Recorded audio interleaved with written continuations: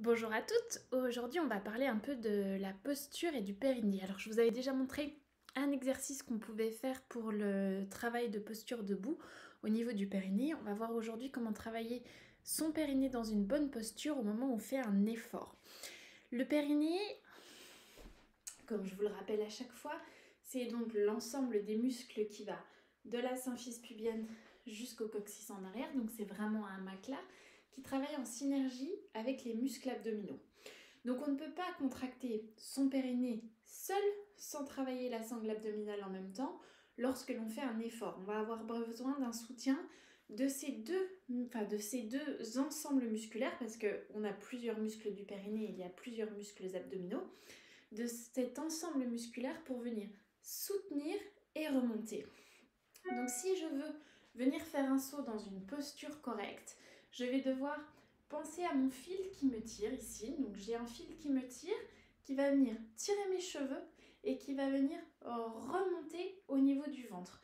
C'est-à-dire que je ne suis pas en train de décambrer, je ne suis pas en train d'arrondir mon bassin, je vais venir tirer ici et avoir le grandissement qui se fait le plus haut possible pour vraiment sentir que ça part de cet endroit-là.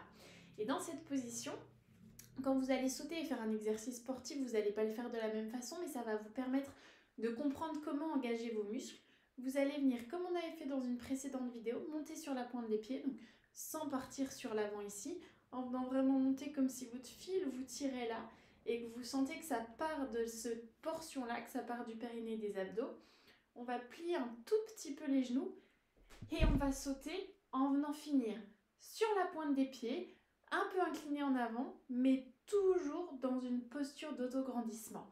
Ce que je veux surtout pas, c'est que vous finissiez dans cette position-là.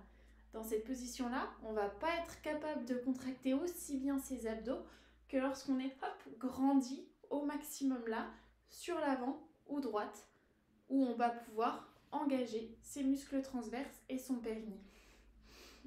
Donc on relâche tout, on vient se grandir au maximum. Je vais venir monter sur la pointe des pieds sans tout basculer, donc sans venir creuser ici, sans venir pousser mes épaules vers l'avant ou mon bassin vers l'avant et ensuite mes épaules vers l'avant. Hop, je monte là, je sens que ça s'engage ici, je fléchis un petit peu mes genoux et je vais venir faire un petit saut, finir sur la pointe des pieds, engager ici, me tirer vers le haut, remonter, reposer mes talons et là je peux tout relâcher. Ça c'est donc pour travailler le saut. Alors c'est évidemment lorsque vous allez faire un exercice sportif, vous ne pourrez pas venir travailler le saut de cette même façon là, mais c'est pour vous permettre de sentir qu'au moment où vous sautez, on engage vraiment au niveau des abdos, au niveau du transverse et au niveau du périnée. On n'a pas que une contraction du périnée. Si vous contractez votre périnée, ça ne va pas suffire. Il faut vraiment qu'on ait un travail au niveau de l'abdomen et au niveau du périnée.